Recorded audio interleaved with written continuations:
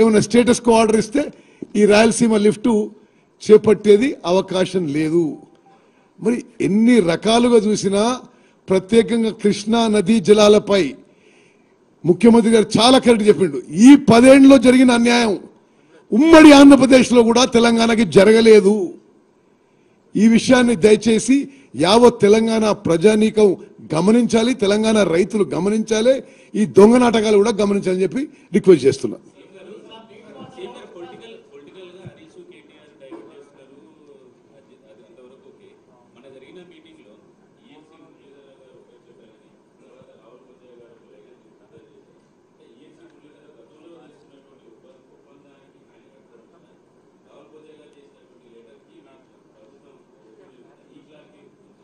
చారి గారు, మీరు ఒక విషయాన్ని అర్థం చేసుకుంటలేరు. ప్రభుత్వ నిర్ణయాలని అధికారులు అమలు చేస్తారు. చంద్రశేఖరరావు, హరీష్ రావు గారు కూర్చొని ఏం ఆదేశాలు ఇచ్చిండ్రో ఆనాటి ఇరిగేషన్ సెక్రటరీ ఎస్కే జోషి అయినా, రజత్ కుమార్ అయినా, ఈఎన్సి మురళీధరరావు గారైనా అదే సంతకాలు పెట్టిండ్రు. ఈరోజు కూడా మా ప్రభుత్వం, నేను ఉత్తమ్ కుమార్ రెడ్డి గారు ఏం చెప్తున్నామో రాహుల్ బొజ్జా, ఈఎన్సి మురళీధరరావు గారు సంతకం పెడతారు. అంటే ప్రభుత్వ నిర్ణయాన్ని అమలు చేయడం, నిర్ణయం చేసేది ప్రభుత్వం బాధ్యత, అమలు చేసేది అధికారుల బాధ్యత. వాళ్ళిద్దరు అట్లా ఆదేశాలు ఇచ్చారు, అట్లా పోయింది. ఆ రోజు మేమిద్దరం ఇట్లా ఆదేశాలు ఇస్తున్నాం కాబట్టి ఇప్పుడు ఇట్లుంది. కాబట్టి అక్కడ అధికారుల పాత్ర ప్రభుత్వం ఇచ్చే ఆదేశాలను అమలు చేయడం తప్ప వాళ్ళు స్వతంత్రంగా పనిచేయడానికో స్వతంత్రంగా వ్యవహరించడానికి వెసులుబాటు ఉండదు. అందున కేసీఆర్ దగ్గర ఆ వెసులుబాటు ఉంటుందా? నీకు బాగా తెలుసు కదా. ఏం మరి నీకేమనిపించిందో నాకు తెలియదు, కానీ కాగితాలు అన్నీ మేమిద్దరం కలిసి ఒకటే చెప్తున్నాం తప్ప. మీరు అదే హరీష్ రావు మాట్లాడుతుంటాడు, ఎందుకంటే ఇప్పుడు ఆయనకి ఏదో దారి కావాలి కదా.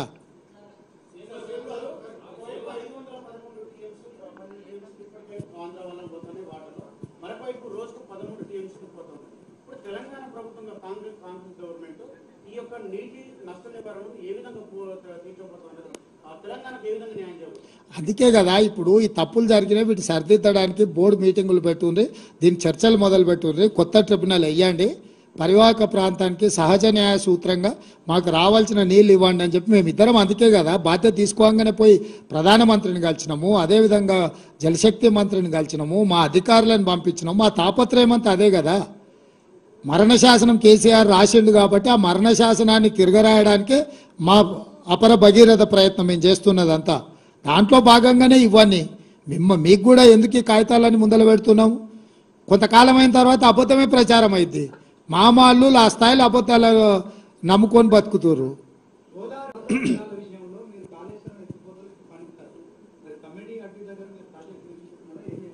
తప్పకుండా వాటి అన్నిటిని కూడా నిపుణులు వేస్తాము, చర్చిస్తాము, వాటి మీద నిర్ణయం తీసుకుంటాం. ఇప్పుడు కూలిన దాని మీద విచారణ చేసే పనిలో ఉన్నాం. సో అది పనికొస్తుందా పనికిరాదా మన ఇద్దరం మాట్లాడుకునే కంటే డ్యామ్ సేఫ్టీ అథారిటీ వాళ్ళకి సంబంధించిన వాళ్ళు, సిడబ్ల్యూసి వాళ్ళు, రాష్ట్రంలో ఉండే సాంకేతిక నిపుణుల నివేదిక వచ్చిన తర్వాత పూర్తి స్థాయిలో మాట్లాడతాం.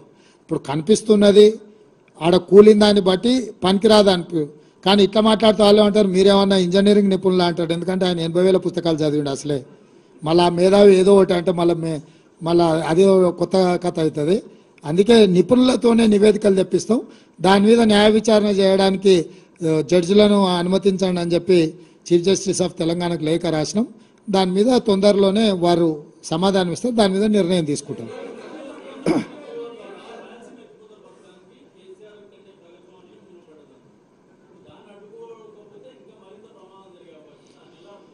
దాన్నే కదా ఇప్పుడు ఏముంది, ఫిజికల్గా దౌర్జన్యం చేసే పరిస్థితులు కావు. ప్రభుత్వాలు ఎక్కడ చేయాలి, అప్రాప్రియేట్ ఫోరంలో వాదించాలి.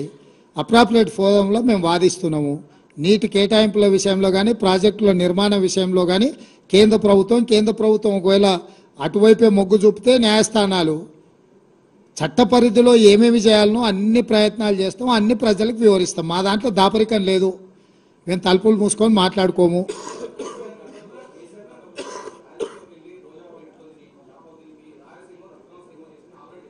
అవును, నేను అందుకే అక్కడికే పోమ్మంటున్నాం. ఇంకా ఇప్పుడు అక్కడనే చేసిండు కదా, రేపు ఎన్నికలలో అక్కడ పోయి ఎట్లా భీమవరం చేస్తా అని కొడుకు అన్నాడు కదా, తండ్రిని కూడా అక్కడనే పంపిస్తే పోద్ది. Sir, Navina from the Pioneer. Why are you not questioning center's intention? Rahul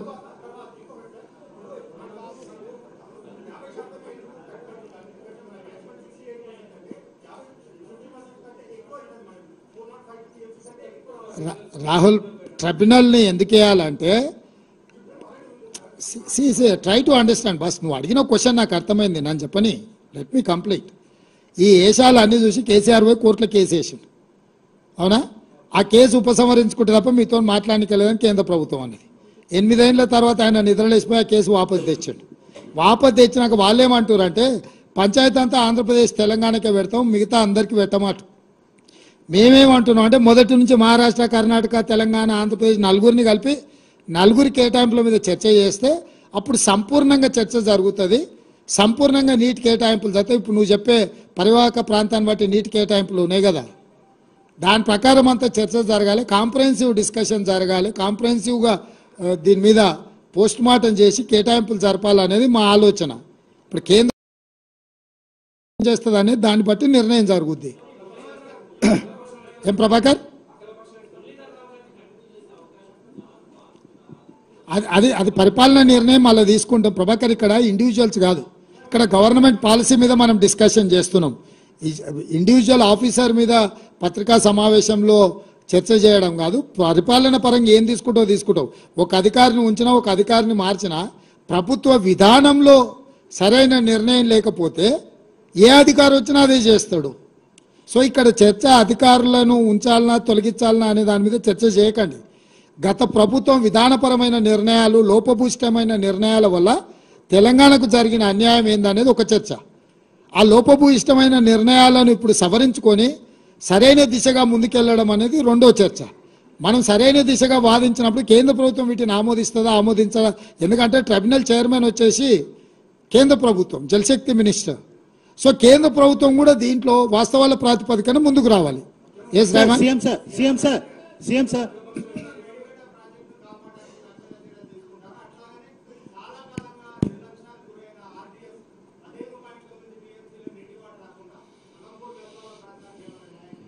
ఇప్పుడు అక్కడ ప్రాజెక్టుల నిర్మాణము వాటి మీద మా సంపత్ కుమార్ చేసిన దీక్షలు మీకు అన్నీ తెలుసు కదా. మనం ఇప్పుడు సమీక్షలు చేస్తున్నాం ప్రాజెక్ట్ వైజ్. అండ్ ఏవైతే నదీ జలాలు ఉన్నాయో నదీ జలాల వారిగా ప్రాజెక్టుల వారిగా సమీక్షలు చేసుకొని అత్యవసరం ఏమున్నాయి, అందుకే ABC 3 కేటగిరీల కింద ఆన్గోయింగ్ ప్రాజెక్టులను డివిజన్ చేస్తున్నాం.